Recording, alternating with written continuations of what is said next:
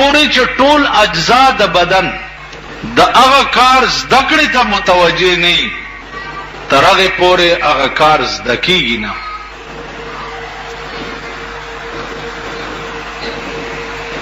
مثلا علم دی، علماء حضرات او طالبان په دې پوي چې کوم علم چې تاسو د کول غواړي او د ټول کائنات نه د ځان بے نیاز کړي نه او هغه کار ته متوجه نه، هغه علم تاسو د کول نه شي.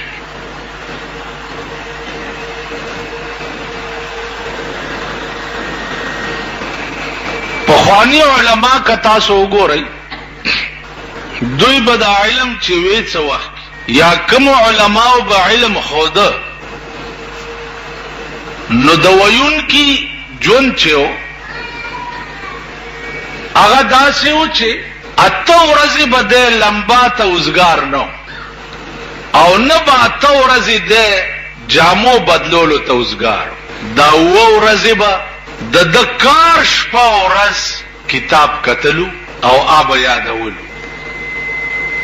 په اتمه ورځ د جمعې به چې دی وزګارو چوټي به وه نو اوبم لمبل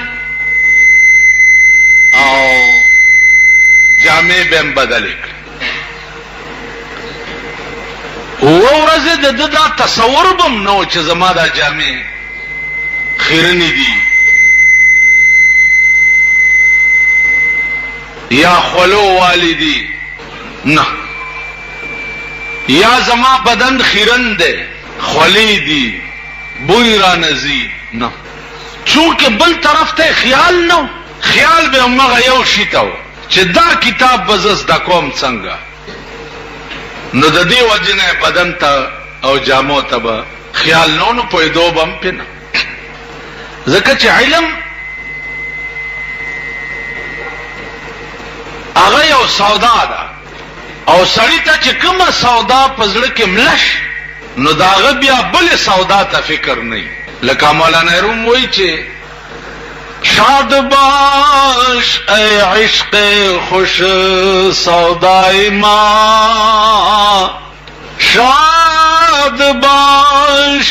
ای عشق خوش سودای ما، اے طبیب جملہ علت های ما. خوشحال اوسه او په عشق کې ډېر ښه سودا زما او د تمام مرزونو دوايي سودا زما. اے د عشق سودا چې ته زما په زړه کې را پرېوته نو ته د ټولو مرزونو د پاره علاج وګرځې دي. یعنی یوازې تا ته مې فکر دی بل طرف ته مې اډو فکر نشته. تاسو بوای چې بیمار بشم نو فکر به نو نا جوړه به نه. کومه سودا چې سړی ته د عشق پریوزی هغه بیماری خود څه کوي چې اندام ته غصه د ته پته نه لګي. اندام مفتی محمد حسن رحمت الله علیه دا د دیوبند په لویو اکابرو کې او د د خپه چې و دا ګنګرین شوی و، ډاکټرانو ورته وایي چې دا خپه به غسول غواړي کني ټول بدن به د پویزن شي او دی به مړ شي. خدا غوسه کوي و مفتی صاحب وایي چې یو شرط به پکې وي چې ماله به نشه نه راکوي. ډاکټرانو ورته وایي چې دا چېرته کېدی شي چې اوس نشه به نه درکو خپه به دې په غمانه کې په بیخ کې غوسیږي او ته به ژوندی پاتې شي. هغه وایي نه نشه به نه راکوئ او زما خپه به غوسوئ. په دې جګړه کې ورځ دوه تېرې شوې. خیر ډاکټرانو ورته وایي چې لیکلي راکړه چې که دې نه ته مړ شوې نو ته خپل ذموار یې. هغه لیکلي ورکړه چې لیکلي ورکړه اپریشن تیټر ته دننه کو ډاکټرانو خپه غوسول شروع اوس خپم غوسه او د تم ګوري چې اوس به تې ساوزي اوس به تې ساوزي اوس به تې او دې مسکې مسکې کی نه وایشتا نه پیشتا نه څشتا. خپای غوسه کا ملهم پټای وکړه واټ ته بوتلو خپل کټ کې سملولو. ڈاکٹرانوں نے تپوسو کو جو کام ختم ہو گیا ہے وی جی ہاں ختم ہو گیا. اچھا الحمدللہ. په په سبا ورته ډاکټران راغو مفتی صاحب ته وایي چې والله کدی پریدو حل به معمولی ګوته کې د چا اپریشن کیږي بے نشے نہ نشی کټینګې ده دا څنګه چل اگر جاؤ بھائی تم نے اپنا کام کر لیا ہے ہم نے اپنا کام کر لیا ہے پوچھنے کی ضرورت کیا ہے ڈاکٹران اور پسیشو الپریدو دینا تاسو زما خپغو سولا او زما نظر چې ده په یو حدیث د جناب محمد رسول الله ما وخت رسول الله صلی الله علیه وسلم د یو په هغه حدیث کې داسې مستغرق ما چې ما پته نه ده لګېدل حدیث مسلمان په ګوته کې ازغه لاړ شي الله به د اغیم اجر ورکړي د علماء او د ائمه محدثین او مجتهدین د دوی په د علم کې استغراق د دوی په زړه کې بل سودا نه و چې نن دنیا د امام ابو حنیفه رحمت الله علیه د علم مثال به دنیا پیش دا د فارسی قوم سره تعلق لرلو د فارس او بیا په علم پسې مختلف سفرونه کړی یو سل دولس د استادان یو سل او دولس او دې کې د ائمه اختلاف دی چې د تابعی دی او کنه دی تابعی پیژنې حاجی ما ویلی دي دا تاسو خدایم خوار نه کپدې ګرمای کې مام پازاب وي په خبرم نه پويږي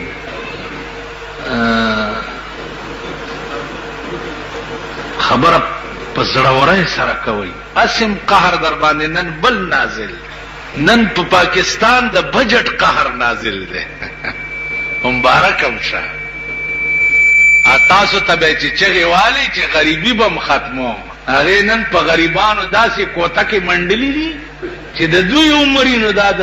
د شاخه تاخه زامن به یاد لري چې د دوی عمر نن د ملک بجټ وګورئ ډومبنه شی بجلی ګرانه کړه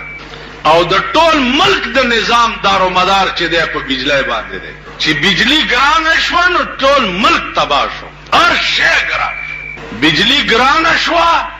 ترشکی کې سورلی خو پرېدا پرشکا کې خوستا پلارم اسنه رشکا اوس بنز موټر دی پرشکا کې چې دې جن رامداس تزم 15 روپے به په سوزکای کې چې په ولاړې روان شدام ګران بشي ځکه چې پټرول ګران ټلیفون ګران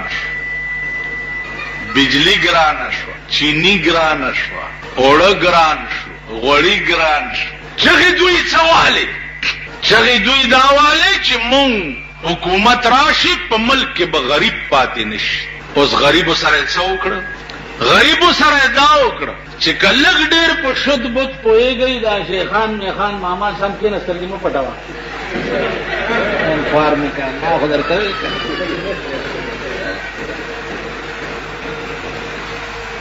غریب سره څه وکړه غریب له تنخواه زیاته کړه په میاش کې 100 روپے او معتبر افسر له تنخواه زیاته کړه په میاشتې کې 1000 او 800 روپے پولیس پایان دی ملیشا دا چپړاسی دی ټت پتی دا چې دی دوی خوشحال کړه چې 10% هم درته زیاته کړه 10% نو 10% ته چې ورته زیاته کړه ته پټستر ګوړنده په خبرګو کې نه تا چې 10% ورته زیاته کړه نو د 1000 روپے تنخواه ده نو 10% چې زیاته شو خو 100 روپے زیاته شو کنه 100 روپے زیاته شو د چا چې یو لسو تنخواه ده خو 110 روپے زیاته شو د چا چې وزره او تزره او لسره تنخواه ده دا غي تم زیاته لسره او لزرګونه زیاته کړي او شلګونو سلګونو والاله اتیا او سل زیاته کړي اول ته در باندې ګرانی او ټیکسونه ما ته وګورئ ان شاء الله په دې کال کې به 14 کروڑ روپے سو کوئی نہ جی 3 کروڑ نہ جی 3 ارب مرب نشتا 14 کروڑ کرب پیجنے 2 کرب سمرے خدای مرکب دا غلا تکړه وای چې تیر پسې ګرځې دی کرب یو لک سل زروي او سل لک یو کروڑ وی او سل کروڑا یو عرب وی او سل عرب یو کرب وی اوس کوئی شوي خدای پاک بمنور خوارای که خیر یو لک سل زروي سل لک یو کروڑ وی سل کروڑا یو عرب وی او سل عرب یو کرب وی نو تاسو نه په دې کال کې 14 کرب روپے وصولي 14 کرب چا ورته وی چې دا خوراک مراک ویلوګان ارزان دي کنه خورای 2 روپے سیر دي علوم نن پدریو چا چې د ګرانه اوریدلې دي ذخیره اندوزو ګورای چا سره چوڑ دی او چینی دی او سټاکونه پراته دي داغي ګودامونه وګورای په کروڑونو روپے بس پاکستان پکې وګټ کروڑونو د چینو ملونه وګورا بیا ستاد ملک نه عربو ته وریجه امپورټ کې دی وریجه نو پاوریجو کې رویا نه چولی دا چا کړی خیر کم مال چې امپورټ کیږي هغه خو ټول دارو مدار چې د ملک په سکیورټي باندې وي دا چا وکړه نو عزیزانو عرض مې داو چې د خدای اسرم پرېخي وو د بندا اسرم اختیار کړي وو نو نن در کې د بيزو غوندې بل زخم شوی دی بيزو چې زخمی شنو د انوري بيزوګانی پختنې لراش نو په زخم کې ولا ګوت واچي دا سرای کاږي چې پو ا بيزو تلاره شي بل بيزو ولا راشي بل پکې ګوت واچي چې پو نو نن ستاسو په زخمونو کې ګوت اچول شروع شي مونږ غوړه نه خپکی نه خپګان دا می ایمان دی چې داسې خبره نه ده چې ما و نکړه داسې خبره پاتې نه ده که بادشاہانو ته او که حکمرانانو ته او که خانانو ته او که نوابانو ته او که امیر ته او که غریب ته ما چپریخي نه دي ارڅ مې وې زما غاړه خلاصه ده رسول الله صلی الله علیه وسلم به چې بیان د حق وکړ نو اخر کې به وي چې هل بلغتو ما د خدای احکامات تاسو ته درو رسول اوس خدای پوهیږي او تاسو پوهیږي ما چپریخي نه خو دا قوم د سړی زوی کیږي نه دا د بنی آدم بچی کیږي نه د دوی مزاج چې ده پلیت او مردار مزاج اول دا وګورئ چې په دې ودونو کې دنیا تباش و په دې ډزو باندې دنیا په تباش لیکن دا کمسل قوم منش دا منشو ارش پتا سو وګورئ یو قرار دی یو ډزار ماشومان په مړ شو زنانه په مړې شوې مونږ سره د ځانم خطر ده چې کور کې زب غولي کې ناشو دزي شي ماشومان ته هم کوټې ته نه نوځي پروردگار په دې قوم د نوح علی السلام سیلاب راواله او تاسو خدای هلاک کا خدای پاکم په فالج واله خدای تباہ او برباد کا صدم اور وعده دي چې دزي کې دا غزلیل قوم دی ضمیر مې نه غواړي چې دا قوم کې مردار شي او په قبر یې ویم چې خدای وي بخ ضمیر مې نه غواړي په خدای قسم کدا مخ کې مونږ کول مې ضمیر غواړي دی خلکو ضمیر مې نه ایمان مې دا پاتې نشو چې دې قوم ته وي چې خدای دا وکړي او دې ته ګورئ تاسو دې پښتنو ته ګورئ تاسو پس قهر اخته دشمنای دي ټوپکی دي تماچی پس عظیم قهر گرفتار لیکن د دې قوم اسلام نه کی دا خو شرم راځي چې دې قوم ته زه وګورم خپایم چې په دلی کې پیدا وای خو چې زما باندې نوم د پښتون نه نن د پښتون نه شرمېدلې قوم په دنیا کې نشته دم قوم دوی دی کنجر دوی دی پردي واده کې به په جنج کې رواني ټوله لکان چې دی دا ورته ګډي خټ کېدلې وریجې په وخوره او په لارې سوار کا لا لا لا لا ته پلشتي بچیا دا خدای تباہ کا چې تباش رم خلی لرا رم خلی دا دکان کې ناستین چې دا تیریږي خلکو ته نه پښتانه وګورئ چې روان سرونو ته وګورئ چلن چال چلن ته وګورئ خزه وګورئ اوس نو آرډر وشو چې زکات کمیټای کې با خزه ناستی سرکاري سکولر جاری شوه دی چې په هر دفتر کې به 15% خزه ناستی نو خزم تیاروي که خیری ته پوه شوې نوکری ولا تیار ده ځکه چې سړی خو در په در خاورې په سر ګرځي چا بی اے کړی دی او چا ایم اے کړی دی او چا بی اے بی ټی کړی دی اغله د چپړاسي ځای نه ملاویږي او خزه که زړی ولا ځای ورکوي ځکه چې زمونږ یو افسره زړه ده یو ځوانه ده زړه به د زړو شپه زړه خو خیر ځان ته زړه نه وي خو دا خو زړه نو خزه تیاروي اوس بوډا کې نو لیدل ته په حبیب بینک ورشي کنه چوکیادګار حبیب بینک کې وګورئ نو درو نه هلته یو بوډا کې نو لیدل 38 ګریډه کې سرکاري 2000 روپے تنخواه باندې کېنو ځکه چې میړی چې دی هغه خاص سړی. نو ان شاء الله العزیز د ځان تماشې به وکړي عزیزانو، تماشې به د ځان کوي.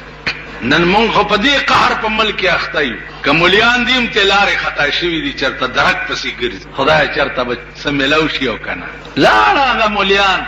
چا د پټي په پاڼه به کتاب پروت و، د ولې نه به تر میره راوشو کولو، سوړ سوکړک نه به پاڼه تاو کړه، هغه به یې وخوړه، د ولې اوبه به یې وڅکلې او په ولې په غاړه به یې طالبانو ته سبق. پکي چېرته وو، بجلی کوم ځای وي، بویناک صابونونه چېرته اوس طالبان چې ګورم په غوړ کړي صابون لان وي، هغه صابون لان وي، هغه چې غوړوالی تی بیا نه ځي. هغه څه نامه ده؟ شیمپو نه، داسې یو دومره غوندې صابون دی د بدن غوړ کي. داسې یو طالب په کوټه کې مې هغه صابون ولیدو، هغه داسې چل دی، وایي جي دا بدن پوس کي لږ. داسې به خاورې مولیان شئ، خدای پرستۍ که په ټکي پوه شئ، په ټکي او نه پوهېږي. نن ستا د ملک نه د دواړو تعلیمونو جنازې ووتې، دواړه تعلیم زمونږ هلکان تباه شو، که کالجونو کې دیم تباه شو، که مدرسو کې دیم تباه شو. غوړه خوروا په دې جومات کې زما 50 کاله وشو، دې جومات غوړې خورواګانې خو مونږ په دوربین کې هم نه لیدې. په دوربین کې سړی روټی اوس لا ښه دي، دا خلک ښه شوي دي. پخوا خو به صاحب دلته یو ټیکهدارو غوایې ساتلې وه، شملې به مونږ راوړې، ورسره به م سړه روټی وخوړه. نو عرض مې دا و عزیزانو چې زمونږ ذهن او تمام اجزا چې دي دنیا ته متوجه دي، دین ته نه دي. نو چې دین ته نه دي نو دین نه زده کېږي، چې دنیا ته نه دي نو دنیا نه زده کېږي. ستا د پاکستان یونیورسټۍ او کالجونه وګورئ، یو انجینیر پکې، یو انجینیر پکې داسې راونوتو چې یو معمولی غوندې بند جوړ کړي، یو معمولی پل جوړ کړي. یو انجینیر معمولی بند او پلم ستا ملک د امریکې ماهران او د یورپ ماهران راځي، هغه یې جوړوي. ستا ملک په 22 کاله کې نه دی پیدا کړی. ستا ملک میډیکل کالج یو ډاکټر تر اوسه پورې نه دی پیدا کړی چې یو معمولی ټانکه ولګي. دا د دوی غوندې ډاکټر خو زه یم، د دوای دکان کې ناست دی، مالګه څوک چې ټوخېږي دغه